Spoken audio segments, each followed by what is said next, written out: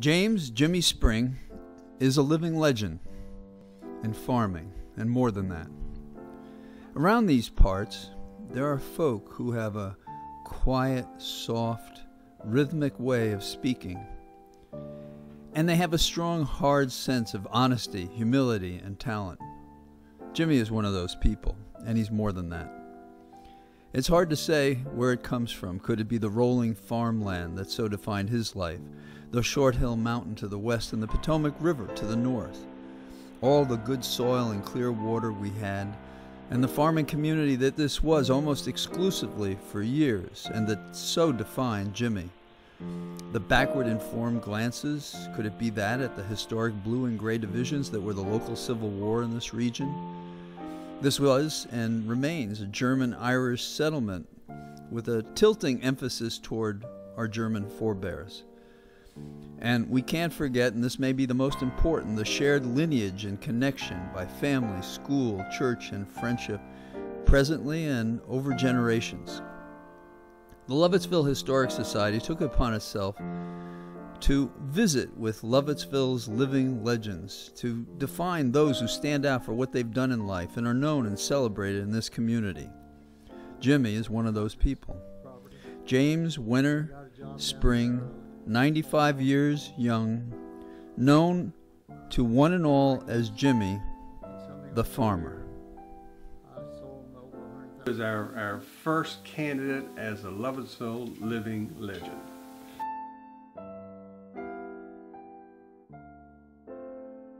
Back to my childhood, his farm was close to my granddad's, and Jimmy Spring always had a great reputation, honest and humorous, truthful, and a hard worker. And what one thing would you say makes Jimmy a legend? He has stories. Jimmy has stories, and if you get around Jimmy one-on-one, it's just a barrel of laughs, and not only stories, he has jokes. So he's a historical witness of what farming was like? Oh, absolutely. You know, he goes back to, you know, getting the horses up in the morning, feeding them, putting the harness on them, which I never had to do, thank goodness, or I wouldn't be a farmer, that's for sure.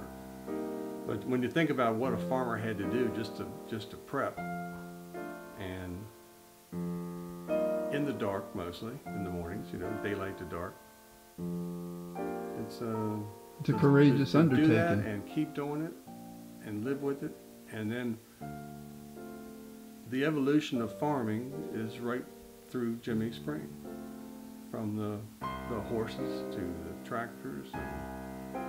And not everybody can see what farming has really done firsthand. He can see what farming has really done firsthand, from sprays and fertilizers and so when genetics. we think of Spring, we think of a birth. So do we think that his name as well coincides with what farming was like, that it was replenished the society? Well, I certainly never looked at it that way, but it's not a bad thought. Now, you're the president of the Lovettsville Historical Society, is that right? Until they kicked me out, yes. And is this your maiden voyage, starting this identification of legends from the Lovettsville area? Yes, it is. Well, I just want to say that when the museum board talked about the Lovettsville legends, we couldn't have chosen a better person for the first recipient of this award or this honor. And for 95 years old, he is absolutely fantastic.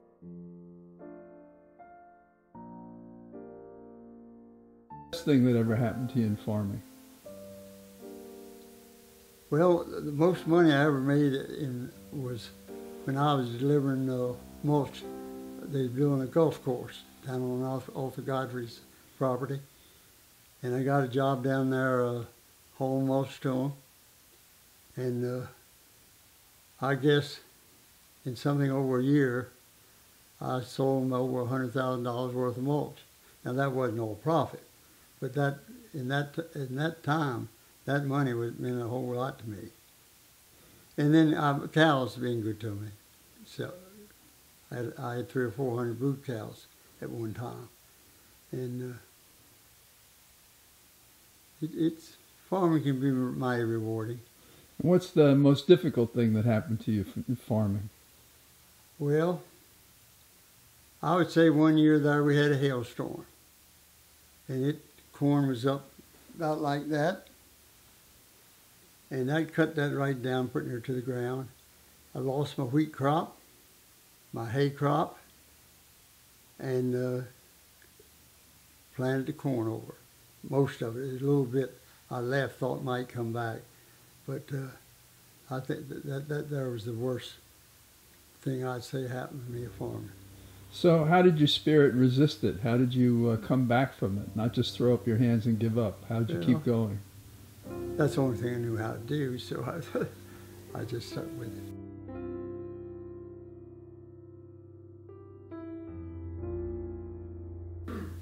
Well, I know that that's what he's done his entire life, and he's been a very dedicated, hard-working individual. Yeah, well, they're calling him a legend in the area. Do you agree with that? Well, yes, I guess I do. Well, why? Well, because he's my father, and for all that he's accomplished in his almost 95 years.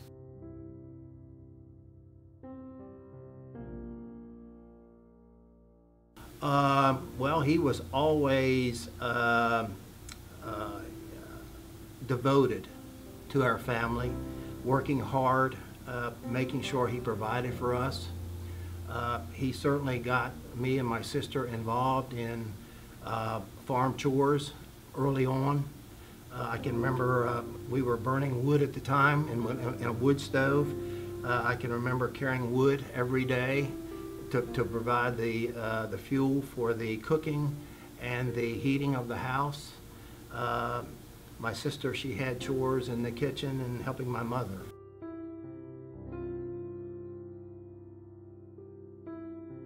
You known him? Since I was 4 years old. And 66 years. 66 years. So before all the settlers moved in. You mean all the settlers moved into Lovettsville? Yep.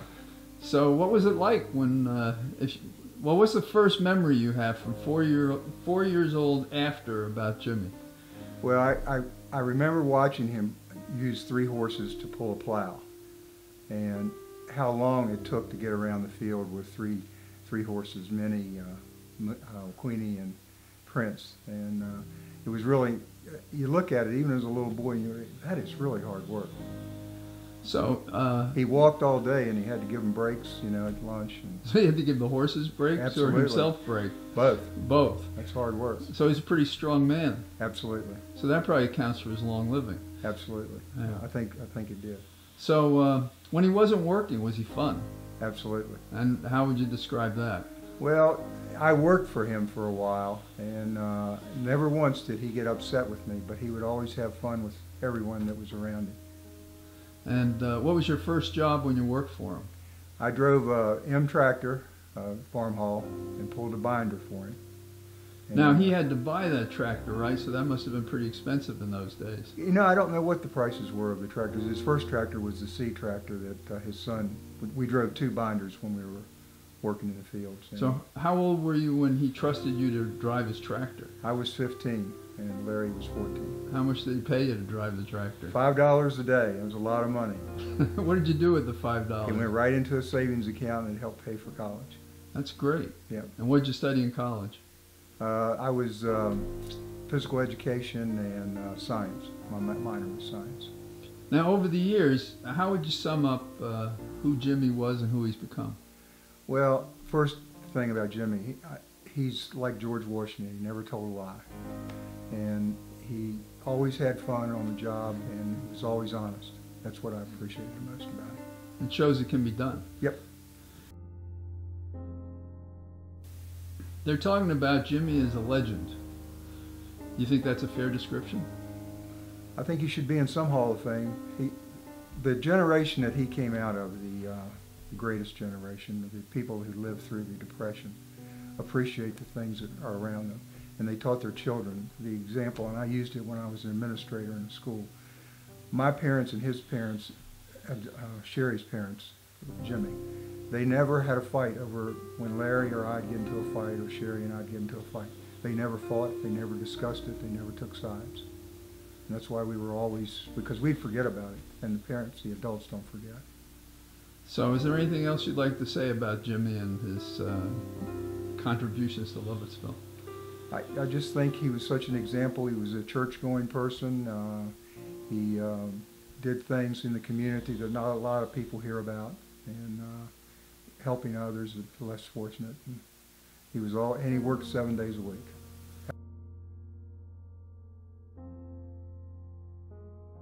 Now, your dad had to work really hard at the beginning. Do you know what he went through during the Depression years? Well, he worked just like mostly everyone else at that time. They were living from day to day. I think Dad, when he started out, I think at one point he went, and this is only hearsay, of course, but he went to a loan, either a bank or some loaning organization to borrow the money, and they looked at his assets and looked at his potential and whatever, and they said, well, it looks to me like you almost need money to live on, let alone start a business. I think the way it ended up was that some of the members said, well, we don't think we can loan you the money, but there was somebody that stepped up for him. So his collateral turned out to be his character. Yeah, absolutely, absolutely.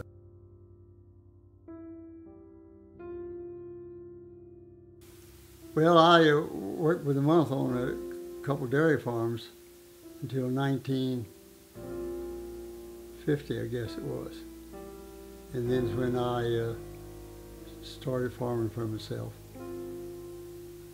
But I didn't have any money. And did you need a loan? Well, I can tell you about that too. Okay. It wasn't easy. But everybody asked me, what collateral have you got? Well, we had our furniture and an old car, and my wife always had a lot of poultry. But everywhere you went, the bank wouldn't loan you money. And there was a place, I forget what it was called, Mr. Keister, John Keister, he bought a farm and borrowed the money from that place. So I went down to see them. When there's 3 men on that board, 2 of them I didn't know, but 1 of them I did. And they asked me the same thing, how much collateral did I have? When I told them, I said, well, we're going to have to loan him money to live off of until he. And this guy that I knew, it was Irving McKimmey, and he told him, he said, you let him have that money.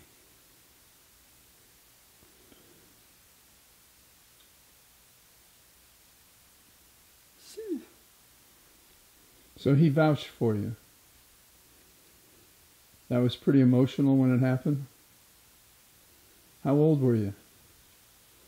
At that time, well, I was born in 1921, so I'd have been over 29.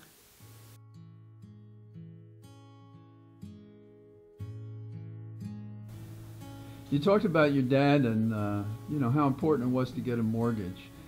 How was he if other people needed money? Do you have any experience or knowledge about that? Well, my dad was always very generous, not only with his family, but with friends and his associates. There would be times where neighbors or friends would come to the house or meet him on the road, just stop him when he was out on the road, and ask if they could borrow $100, $300, $500, whatever the number might be. And he would normally say, yes, I'll loan you the money. He didn't push these people for payment, and he, if they paid him, that was wonderful. If they didn't, well, that's the way it goes.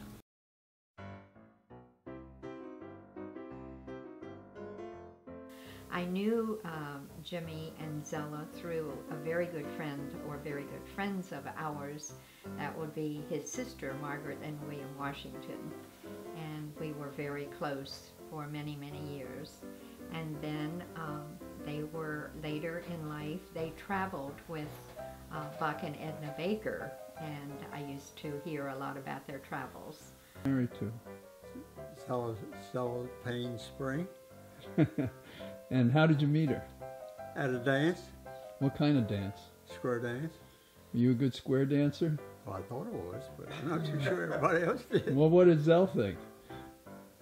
I think she thought it was okay, Yeah. but she wouldn't tell me it was. Oh, really? Very coy. So was it love at first sight? Not really. What happened? Well, I changed my mind, yes. Changed your mind, or you changed her mind?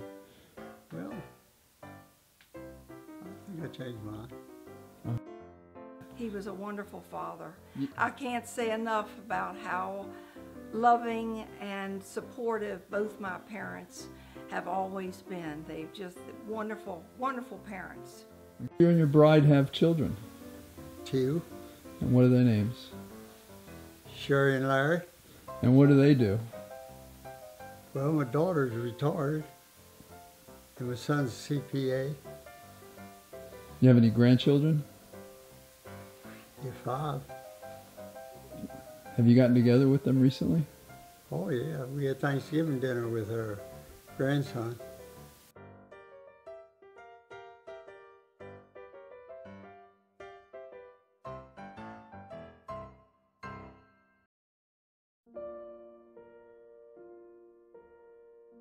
When he first started, and this is only stories through the ages, being told down from people that know him, my parents, my mother and father both, my grandparents.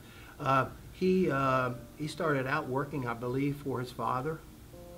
I don't know how long he worked there, but then he began to work for other people.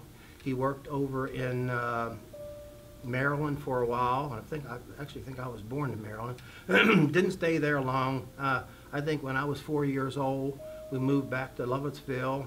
He started sharecropping with the Warner family, who at that time owned 3 farms.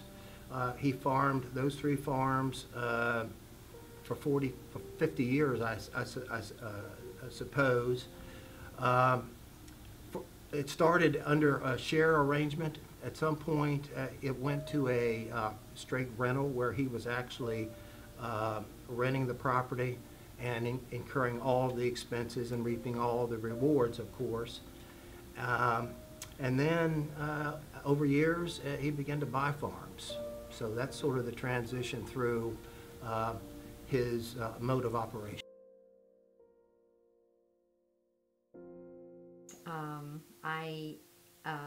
We began Oktoberfest celebration 23 years ago, and of course for the celebrations we always needed hay, and I always called on Jimmy to bring hay for the festival, and he would bring a load of hay, let us use it, and then come back and pick it up the following week.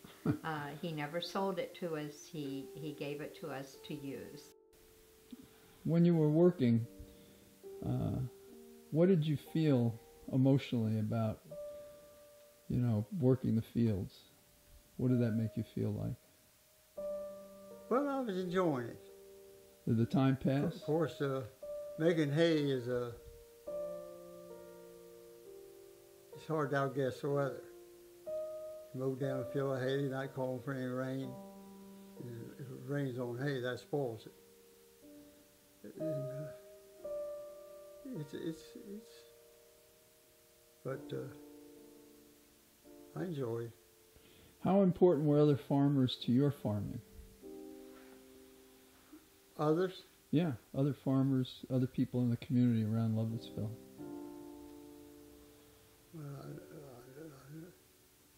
I guess I had more ground I was farming than they were. Can you estimate the acreage that you were working? Well, the Godfrey place had 2,000 acres in it, but 1,000 of it they had fenced in for wild animals. They even had an elephant in there. And but I had the other 1,000 acres, plus some other farms. How much of that expansive land did you actually work then? 1,000 acres. 1,000 acres, Yeah. the open land. Did you do anything with the animals on the land? Oh yeah, I had beef cows there. So you were a full-fledged farmer then. Yeah, it was a 7 days a week job. What time did you get up at? Well, always God came to work about 7. It was pretty much a full day, especially when the weather was bad. Did you meet anybody special in your years from when you started farming until now? Yeah, my neighbor down the road there, Alvin Flemings, he was a good neighbor. What was good about him? Well, when I first went to farming, I just had very little. Didn't have about 5 cows. And my wife, as I said, had a lot of poultry. And he was a butcher. He was a farmer too, but he started butchering about the middle of November and butchered up until about the middle of December every day, but Sunday. And I got a job helping him butcher. I'd have to get up about 4 o'clock in the morning. I had them cows to take care of and get over there.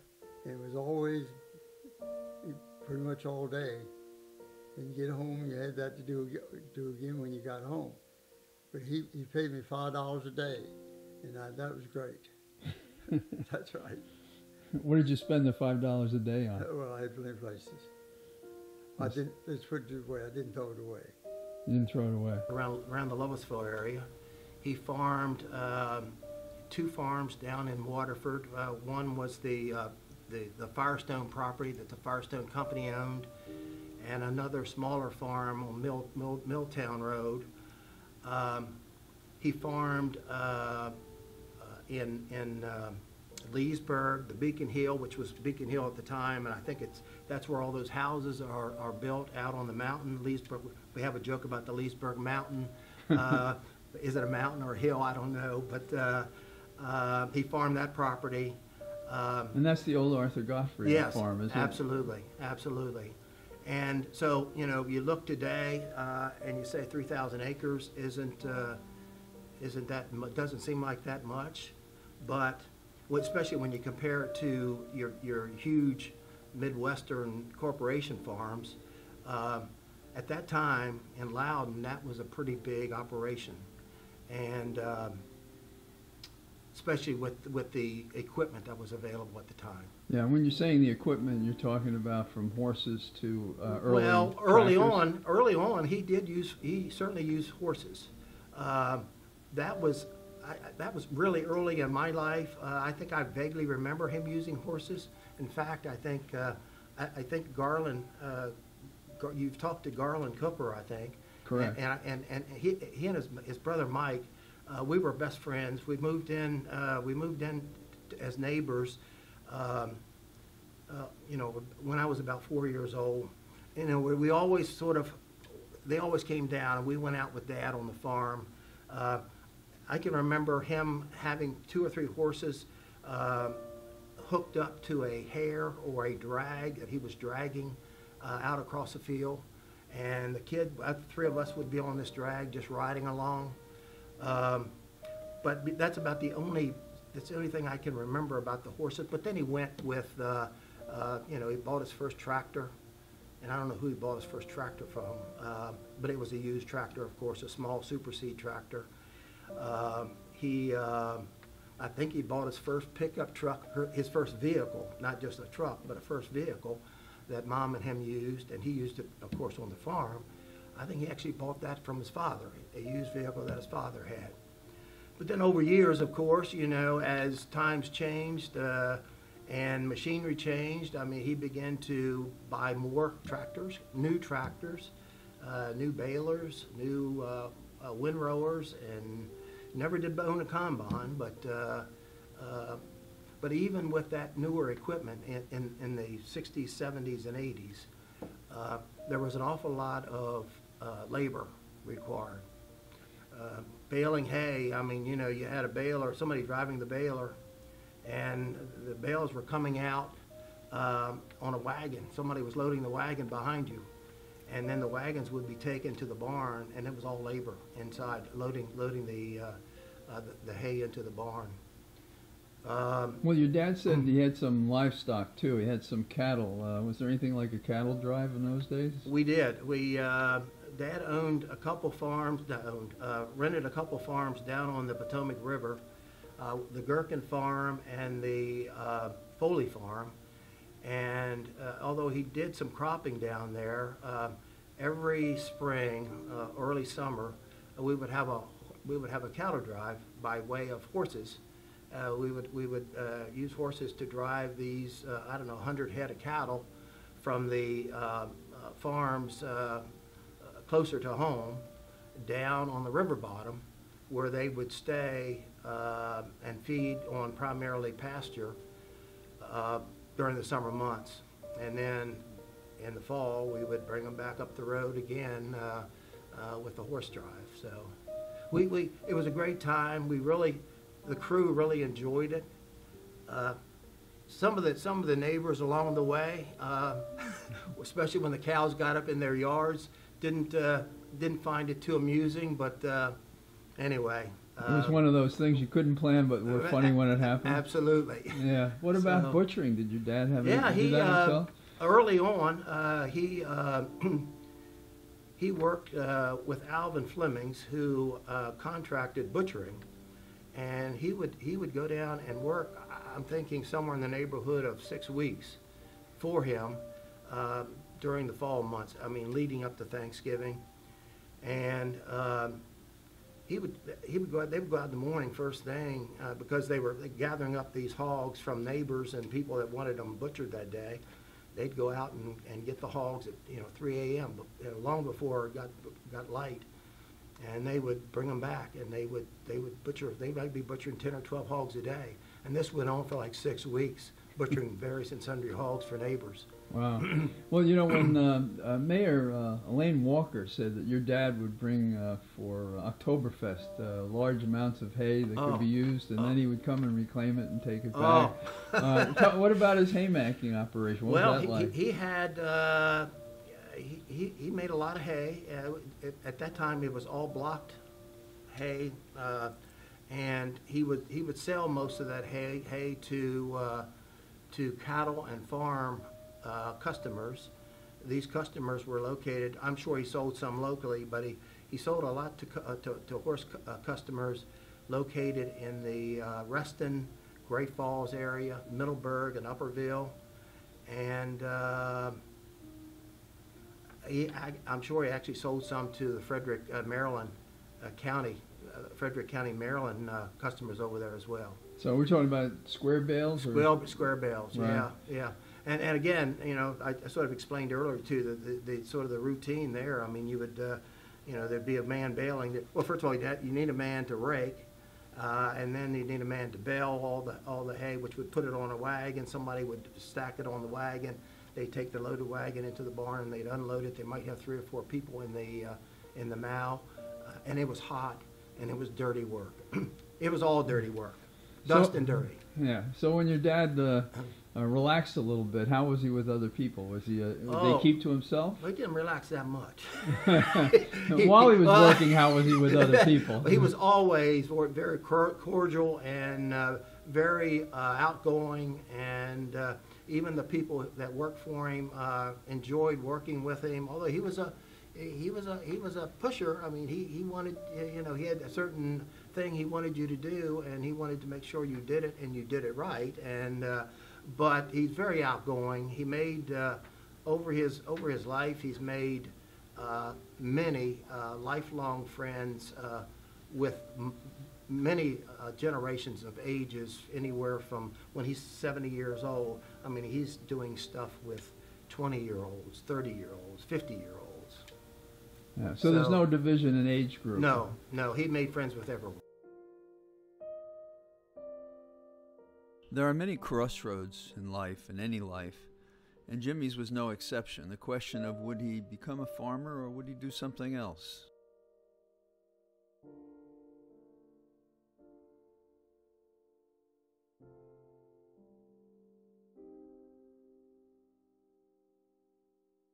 You get interested in farming because of your dad? I think so. Yeah. Did you ever think about doing anything else but farming? Well, I did one time, but I thought later that would have been a bad thing. What was the crossroads? What would the other thing have been? I thought maybe I wanted to be a truck driver. So you wanted to be involved with equipment? I guess so. What is the biggest change, Jimmy, from when you started farming to now? Well, everything's got so expensive to put out a crop.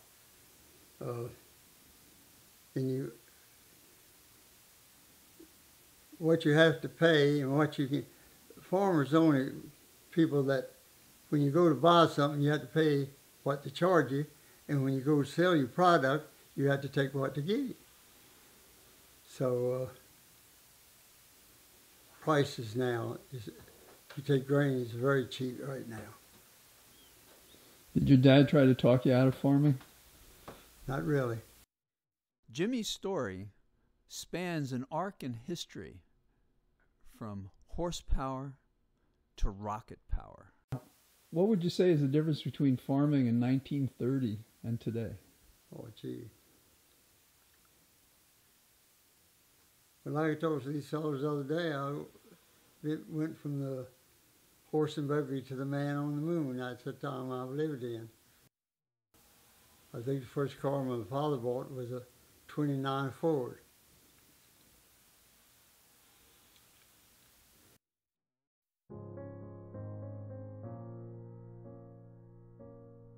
So what's been the best day of your life?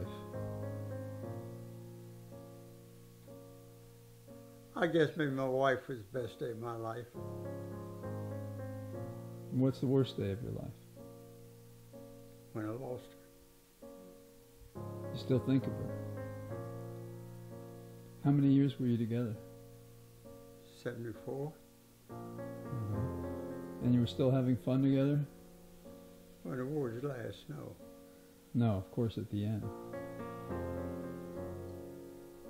When you think of her, you think of the good times? Yeah. That's the best way, isn't it? It's the only way. It's the only way.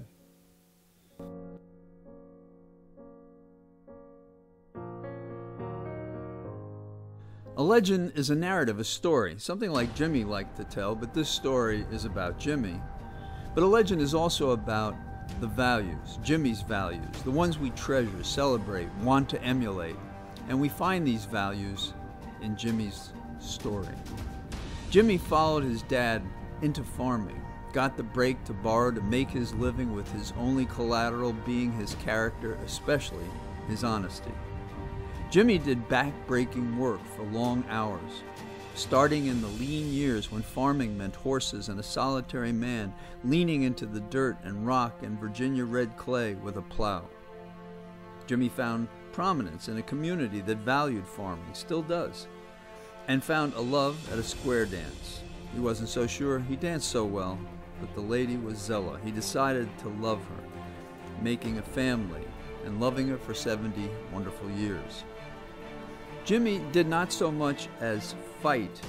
Rather, he found a harmony with nature, with the soil, and the animals he worked with. That's Jimmy. That's a living legend.